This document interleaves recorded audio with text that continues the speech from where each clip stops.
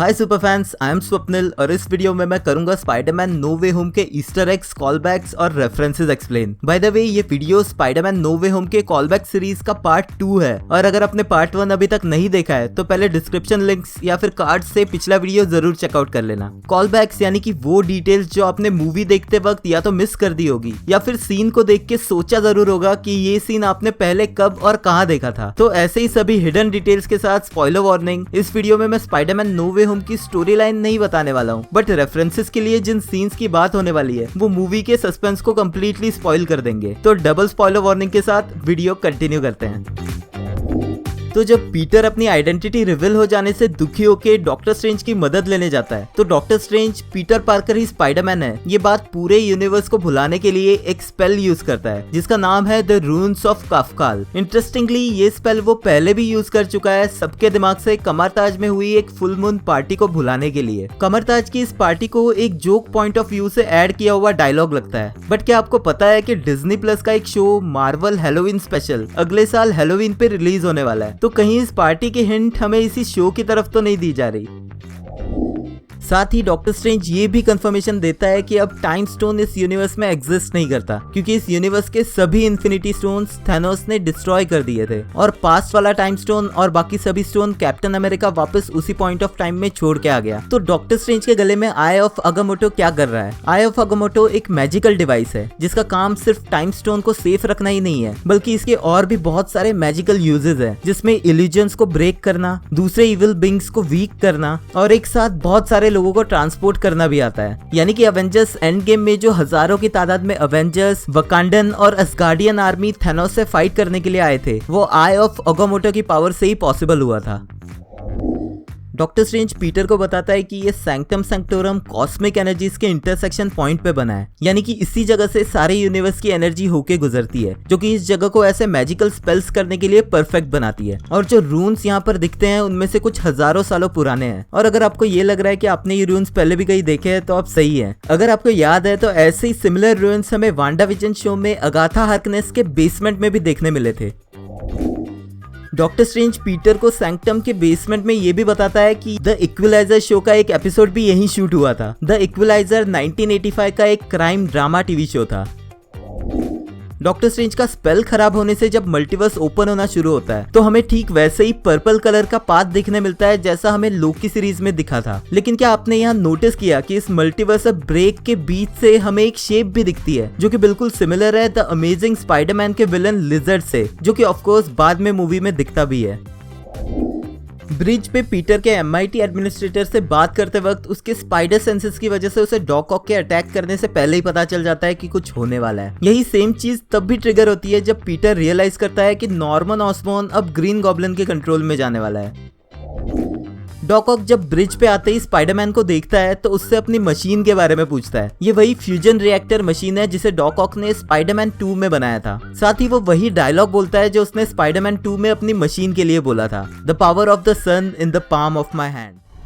The power of the sun in the palm of my hand. Doc Ock Spiderman से ये भी कहता है कि उसे उसकी गर्लफ्रेंड को तभी मार देना चाहिए था जब उसने उसे किडनैप किया था। ये भी स्पाइडरमैन 2 की इवेंट्स में ही हुआ था, लेकिन ऑफ कोर्स वो इस वाले पीटर की MJ यानी कि मिशेल जॉनसन को नहीं बल्कि उस वाले पीटर की MJ यानी कि मैरी जेन वॉटसन की बात कर रहा था। ब्रिज पे MIT कॉलेज के एडमिनिस्ट्रेटर की कार का नंबर है 63A5M3। A5M3 डिपिक्ट करता है अमेजिंग स्पाइडरमैन इशू 3 को जो कि पब्लिश हुआ था 1963 में और इसी इशू में पहली बार दिखा था डॉक ऑक यानी कि डॉक्टर ऑक्टोपस। डॉक ऑक पीटर को हिट करके उसके नैनोटेक के पार्टिकल स्टील करने की कोशिश करता है, बट यही ये प्रूव होता है कि नैनो टेक्नोलॉजी कितनी एडवांस हो चुकी है डॉक ऑक के 20 साल पुरानी टेक्नोलॉजी के मुकाबले कि उसके टेंटिकल्स का कंट्रोल पीटर के पास चला जाता है उसके सूट की वजह से।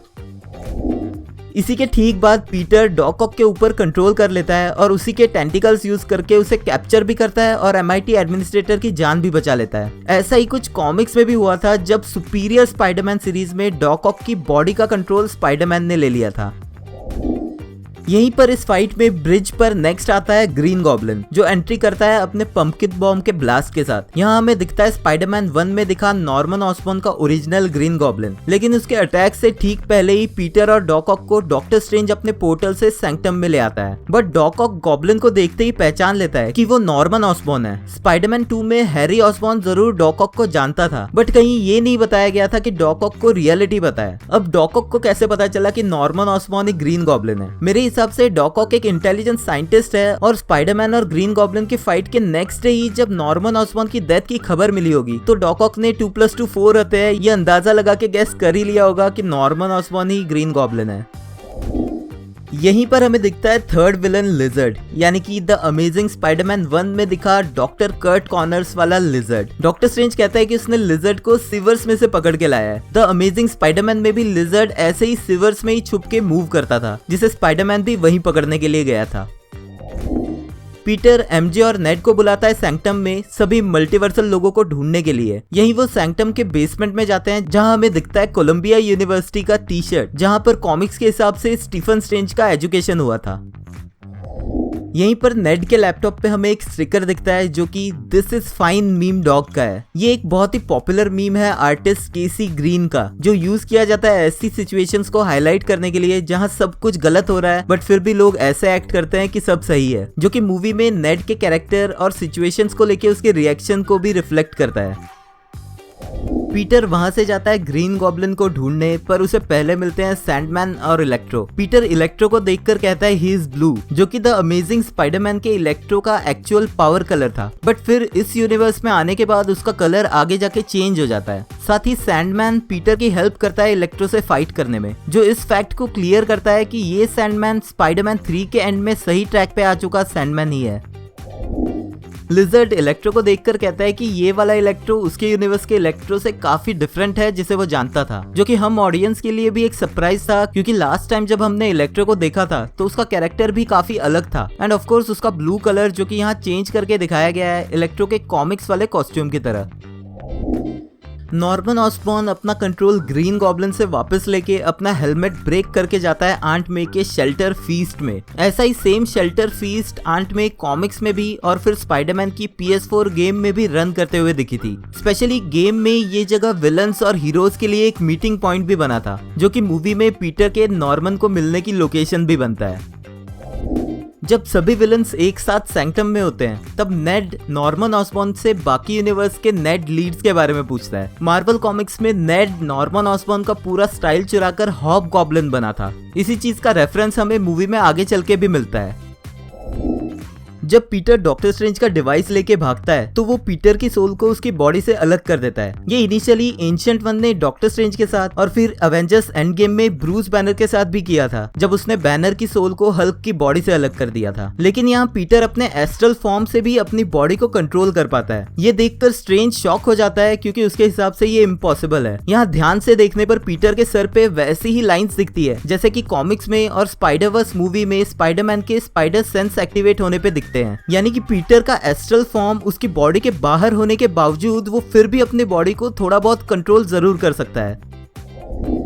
तो गाइज इस वीडियो में इतना ही, बाकी के कॉलबैक्स नेक्स्ट वीडियो में। अगर आपने भी मूवी में कोई ऐसे हिडन डिटेल्स नोटिस किए हैं तो प्लीज कमेंट्स में लिख के मुझे जरूर बताना, और अगर इस सीरीज का पार्ट 1 नहीं देखा है तो एंड स्क्रीन से वो भी चेकआउट कर लेना। अगर आपको वीडियो पसंद आया तो प्लीज लाइक कर देना क्योंकि वो एकदम फ्री है। Thank you for watching this video, मिलते हैं नेक्स्ट वीडियो में।